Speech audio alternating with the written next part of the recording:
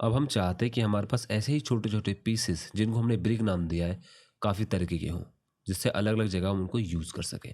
तो दूसरे पीस बनाने के लिए मैंने इस पीस को हाइड कर दिया और ऐड में जाके एक नया क्यूब ऐड कर लिया। इस बार हम 1 जैसे 1 बाय 1 का था, 1 बाय 2 का बनाने वाले हैं। तो क्यूब में जाके फिर से वही सबसे पहला काम मुझे इसका ओरिजिन फिक्स करना होगा। तो टैब में जाके एडिट मोड में आके जी दबा के स्नैपिंग करते हुए मैंने इसके ओरिजिन को यहाँ किया। अगेन टॉप व्यू में आते हुए जी दबा के इस तरह से मैंने इसको स्नैप कर लिया। मैंने आपको पहले भी बताया कि सारे पीसेस आपको एक ही जगह स्नैप करने हैं, क्योंकि मैंने पहले ब्रिक को या फिर पहले पीस को इस वर्टेक्स पे रखा हुआ, तो अब मैं जितने भी वर्टेक्स या फिर जितने भी पीसेस बनाने वाला हूँ, उन सारे पीसेस को इसी वर्टेक्स पर ओरिजिन रखने वाला हूँ। हाँ, तो मेरा ओरिजिन फिक्स हो चुका है। उसके बाद हम चाहते हैं कि ये थोड़ा बड़ा हो, लाइक ये एक 1 है, हम चाहते हैं कि 1/2 हो, 1 ज़ेड में, 2 एक्स में। तो उसके लिए मैं एडिट मोड में गया, इस वाले फेस को मैंने सेलेक्ट किया और वापस फ्रंट व्यू में आते हुए जी दबा के एक्स डायरेक्शन में स्नैपिंग करते हुए मैं इसको करीब 2 या फिर 4 यूनिट्स के बराबर ले गया।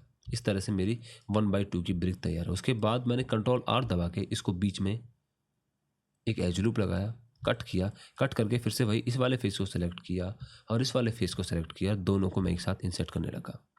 ऑलरेडी मुझे वैल्यू याद है 0.4, लेकिन मैं चाहता हूँ कि ये फेस इंडिविजुअली इंसर्ट हो। उसके लिए मैंने इंडिविजुअल को ऑन कर दिया। इस तरह से मेरे फेसेस इंडिविजुअली इंसर्ट हो चुके हैं। उसके बाद फिर से मैं फ्रंट व्यू में आया, ई दबा के 5 ग्रिड तक इसको एक्सट्रूड किया पिछली बार की तरह और सेम वही काम हम हर एज को सेलेक्ट करने वाले हैं और एज को सेलेक्ट करके तो जिन एजेस को हम कंजर्व रखना चाहते हैं या फिर हम चाहते हैं कि वहाँ सब डिवीजन मॉडिफायर काम ना करे, उन एजेस को सेलेक्ट करके वहाँ पर हम बेवल करने वाले हैं। तो मैंने ये चारों की चारों 2 दबा के एज मोड में आया, इन चारों को सेलेक्ट करने के लिए 1 बाय 1 सेलेक्ट किया, उसी तरह से इन चारों को भी सेलेक्ट किया।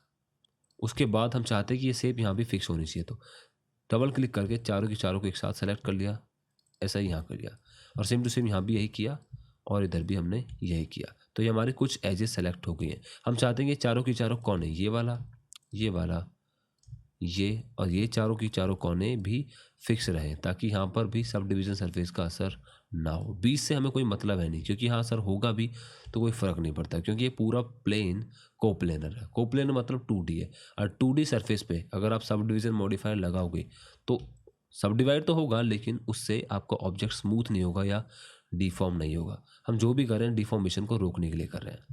नीचे वाले चारों के चारों को सेलेक्ट करने के लिए शिफ्ट दबा के अगेन 1 बाय 1 हमने सेलेक्ट किया।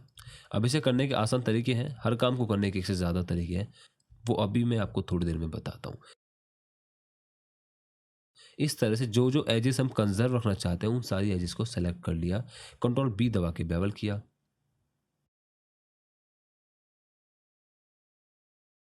पॉइंट कर लिया 0.03, लाइक पिछली बार की तरह।